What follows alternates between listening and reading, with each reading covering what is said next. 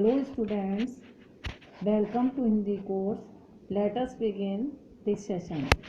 इस सेशन में क्लास 8 के स्टूडेंट ध्यान दें. Lesson number 2. लेसन नंबर 2 का हेडिंग यानी शीर्षक है नादान दोस्त. यह एक कहानी है. इस कहानी में दो बच्चों का पक्षियों के प्रति प्रेम प्रदर्शित किया गया है. आइए अब हम कहानी पहले पढ़ते हैं. केशव के घर कार्निश के ऊपर एक चिड़िया ने अंडे दिए थे. केशव और उसकी बहन श्यामा दोनों बड़े ध्यान से चिड़िया को वहां आते जाते देखा करते थे. दोनों सवेरे ही आंखें मलते मलते कार्निश के सामने पहुंच जाते तथा चिड़ा और चिड़िया दोनों को वहां बैठा पाते. उन्हें देखने में दोनों बच्चों को न मालूम क्या मज़ा मिलता. दूध और जलेबी की भी सुध नहीं रहती थी. दोनों के दिल में तरह तरह के सवाल उठते. अंडे कितने बड़े होंगे, किस रंग के होंगे, कितने बच्चे होंगे, उनमें से बच्चे किस तरह निकल कर आएंगे, बच्चों के पर कैसे निकलेंगे, घोंसला कैसा होगा. लेकिन इन बातों का जवाब देने वाला कोई न था. न अम्मा को घर के काम धंधों से फुर्सत थी, न बाबूजी को पढ़ने लिखने से. दोनों बच्चे आपस में ही सवाल जवाब करके अपने दिल को तसल्ली दे दिया करते थे. श्यामा कहती, भैया, क्यों भैया, बच्चे निकलकर फूल से उड़ जाएंगे. केशव विद्वानों जैसे गर्व से कहता, नहीं री पगली, पहले पर निकलेंगे, बगैर परों के बेचारे कैसे उड़ेंगे. श्यामा, बच्चों को क्या खिलाएगी बेचारी. केशव इस पेचीदा सवाल के जवाब में कुछ नहीं जवाब दे सकता था. इस तरह 3-4 दिन गुजर गए. दोनों बच्चों की जिज्ञासा दिन प्रतिदिन बढ़ती जाती. अंडों को देखने के लिए वे अधीर हो उठते थे. उन्होंने अनुमान लगाया कि अब जरूर बच्चे निकल आए होंगे. चिड़िया के बच्चों के चारे का सवाल अब उनके मन में आ खड़ा हुआ. चिड़िया बेचारी इतना दाना कहाँ से लाएगी कि सारे बच्चों का पेट भरे. बच्चे भूख के मारे चू चू करके मर जाएंगे. इस मुसीबत का अंदाजा करके दोनों घबरा उठे. दोनों ने फैसला किया कि कार्निश पर थोड़ा सा दाना रख दिया जाए. श्यामा खुश होकर बोली, तब तो चिड़िया को चारे के लिए कहीं उड़कर न जाना पड़ेगा ना. केशव, नहीं, तब क्यों जाएगी. श्यामा, क्यों भैया, बच्चों को धूप न लगती होगी. केशव का ध्यान इस तकलीफ की ओर नहीं गया था. बोला, जरूर लगती रही होगी. बेचारे प्यास के मारे तड़पते होंगे. ऊपर छाया भी तो नहीं है. आखिर यही फैसला हुआ कि घोंसले के ऊपर कपड़े की छत बना देनी चाहिए और पानी की प्याली और थोड़े से चावल रख देने का प्रस्ताव भी स्वीकृत हो गया. दोनों बच्चे बड़े चाव से काम करने लगे. श्यामा माँ की आँख बचाकर मटके में से चावल निकाल लाई. केशव ने पत्थर की प्याली का तेल चुपके से जमीन पर गिरा दिया और उसे खूब साफ करके उसमें पानी भरा. अब चांदनी के लिए कपड़ा कहाँ से आए. फिर ऊपर बगैर छड़ियों के ठहरेगा कैसे और छड़ियाँ खड़ी कैसे होंगी. केशव बड़ी देर तक किसी उधेड़ बुनेर में लगा रहा. आखिरकार उसने यह मुश्किल भी हल कर दी. श्यामा से बोला, जाकर कूड़ा फेंकने वाली टोकरी उठा लाओ. अम्मा को मत दिखाना. श्यामा, वह तो बीच से फटी हुई है, उसमें से धूप न जाएगी. केशव ने झुंझला कर कहा, तू टोकरी तो ला, मैं उसका सुराग बंद करने की कोई हिकमत निकाल लूँगा. श्यामा दौड़कर टोकरी उठा लाई. केशव ने उसके सुराग में थोड़ा सा कागज ठूंस दिया और तब टोकरी को एक टहनी में टिकाकर बोला, देख, ऐसे ही घोंसले पर उसकी आड़ कर दूंगा तो कैसे धूप आएगी. श्यामा ने दिल में सोचा, भैया कितने चालाक हैं. गर्मी के दिन थे. बाबूजी दफ्तर गए हुए थे. अम्मा दोनों बच्चों को कमरे में सुलाकर खुद सो गई, लेकिन बच्चों की आंखों में आज नींद कहाँ। अम्मा जी को बहलाने के लिए दोनों दम रोके आंखें बंद किए हुए मौके का इंतजार कर रहे थे। ज्यों ही मालूम हुआ कि अम्मा जी अच्छी तरह सो गई हैं, दोनों चुपके से उठे और बहुत धीरे से दरवाजे की सिटकनी खोल कर बाहर निकल आए। अंडों की हिफाजत की तैयारियां होने लगी। केशव कमरे से एक स्टूल उठा लाया, लेकिन जब उससे काम न चला तो नहाने की चौकी लाकर स्टूल के नीचे रखी और डरते डरते स्टूल पर चढ़ा। श्यामा दोनों हाथों से स्टूल पकड़े खड़ी थी।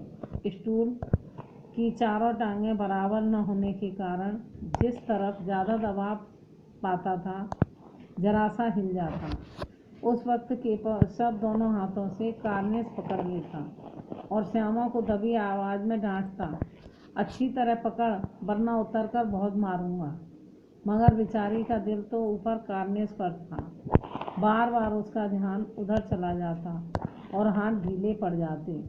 केशव ने ज्यों ही कार्निस पर हाथ रखा, चिड़िया उड़ गए। केशव ने देखा कार्निस पर थोड़े से तिनके बिछे हैं और उन पर 3 अंडे पड़े हैं। जैसे घोंसले उसने पेड़ों पर देखे थे, वैसा कोई घोंसला नहीं है। श्यामा ने नीचे से पूछा, क्या बच्चे हैं भैया? केशव, 3 अंडे हैं, अभी बच्चे नहीं निकले। श्यामा, जरा दिखा दो भैया कितने बड़े हैं। केशव, दिखा दूंगा, पहले जरा चिथड़े ले आ, नीचे बिछा दूं। बेचारे अंडे तिनकों पर पड़े हैं। श्यामा दौड़कर पुरानी धोती फाड़कर एक टुकड़ा लाई। केशव ने झुककर कपड़ा लिया, उसकी कई तय करके उसने एक गद्दी बनाई और उसे तिनकों पर बिछाकर तीनों अंडे धीरे धीरे रख दिए। फिर श्यामा ने कहा, हमको भी दिखा दो भैया। केशव, दिखा दूंगा, पहले जरा टोकरी तो दे दे, ऊपर छाया कर दूं। श्यामा ने टोकरी नीचे से थमा दी और बोली, अब तुम उतर आओ, मैं भी तो देखूं।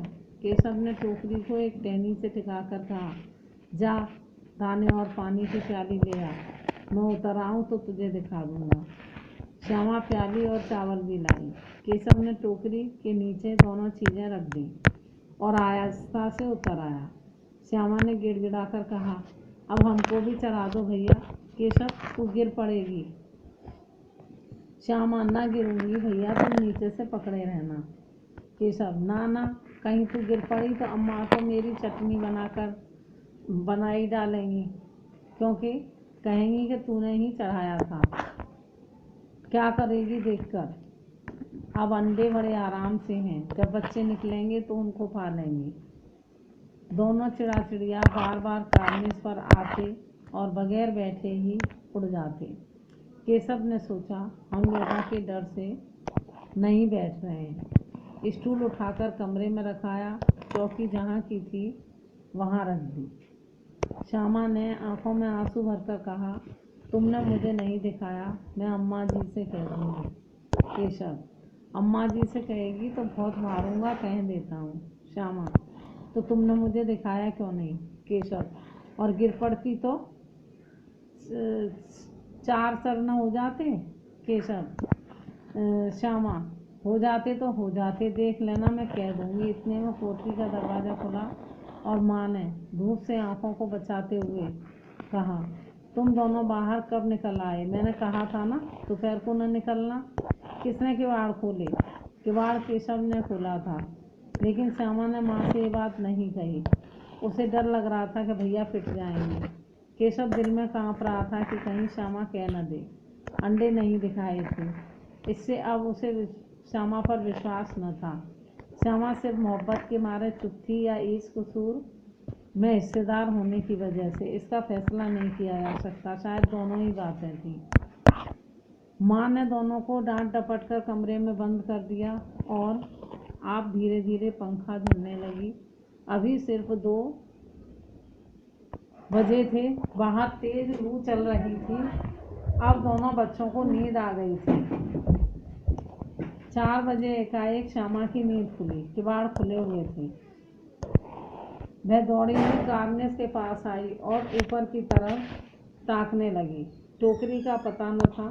संयोग से उसकी नज़र नीचे गई और वह उल्टे पांव दौड़ती हुई कमरे में जाकर जोर से बोली, भैया अंडे तो नीचे गिरे पड़े हैं, बच्चे उड़ गए। केशव घबरा कर उठा और दौड़ा हुआ बाहर आया तो क्या देखता है कि 3 अंडे नीचे टूटे पड़े हैं और उनसे कोई चूने की सी चीज़ बाहर निकल आई है। पानी की प्याली भी एक तरफ टूटी पड़ी है। उसके चेहरे का रंग उड़ गया।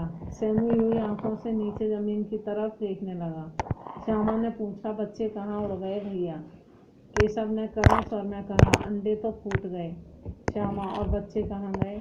केशव, तेरे सर में देखती नहीं, अंडों में से उजला उजला पानी निकल आया है। वही 2-4 दिनों में बच्चे बन जाते। माँ ने सोटी हाथ में लिए हुए पूछा, तुम दोनों वहाँ धूप में क्या कर रहे हो? श्यामा ने कहा, अम्मा जी, चिड़िया के अंडे टूटे पड़े हैं। माँ ने आकर टूटे हुए अंडों को देखा और गुस्से से बोली, तुम लोगों ने अंडों को छुआ होगा। अब तो श्यामा को भैया पर जरा भी तरस न आया। उसी ने शायद अंडों को इस तरह रख दिया कि वे नीचे गिर गए। इसकी सजा उसे मिलनी चाहिए। बोली, इन्होंने अंडों को छेड़ा था। अम्मा जी, माँ ने केशव से पूछा, क्यों रे? केशव भीगी बिल्ली बना खड़ा था। माँ, तू वहाँ पहुँचे कैसे? श्यामा चौकी पर स्टूल रखकर चढ़े। अम्मा जी। केशव, तू स्टूल थामे नहीं खड़ी थी? श्यामा, तुम्ही ने तो कहा था। माँ, तू इतना बड़ा हुआ, तुझे अभी इतना मालूम नहीं कि छूने से चिड़ियों के अंडे गंदे हो जाते हैं। चिड़िया फिर उन्हें नहीं सेती। श्यामा ने डरते डरते पूछा, तो क्या चिड़िया ने अंडे गिरा दिए हैं अम्मा जी? माँ, और क्या करती? केशव, किससे इसका पाप पड़ेगा? हाय हाय, 3 जाने ले ली दुष्ट ने। केशव रोनी सूरत बनाकर बोला, मैंने तो सिर्फ अंडों को गद्दी पर रख दिया था अम्मा जी। माँ को हंसी आ गई, मगर केशव को कई दिनों तक अपनी गलती पर अफसोस होता रहा। अंडों की हिफाजत करने के जोश में उसने उनका सत्यानाश कर डाला। इसे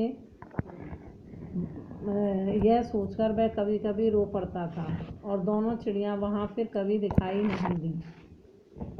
इस कहानी में जीवन मूल्य यह है कि हमें इस बात का हमेशा ध्यान रखना चाहिए कि हमारी वजह से दूसरों को कभी भी किसी भी प्रकार का कष्ट ना पहुँचे। बच्चों ने नादानी में चिड़िया के अंडों को तोड़ दिया था और इस बात का एहसास उन्हें था, तो इस कहानी को मैंने आपको पढ़ा दिया है। वर्ड मीनिंग आप खुद याद करोगे। प्रश्न उत्तर और एक्सरसाइज आपको बाद में दे दी जाएगी। धन्यवाद।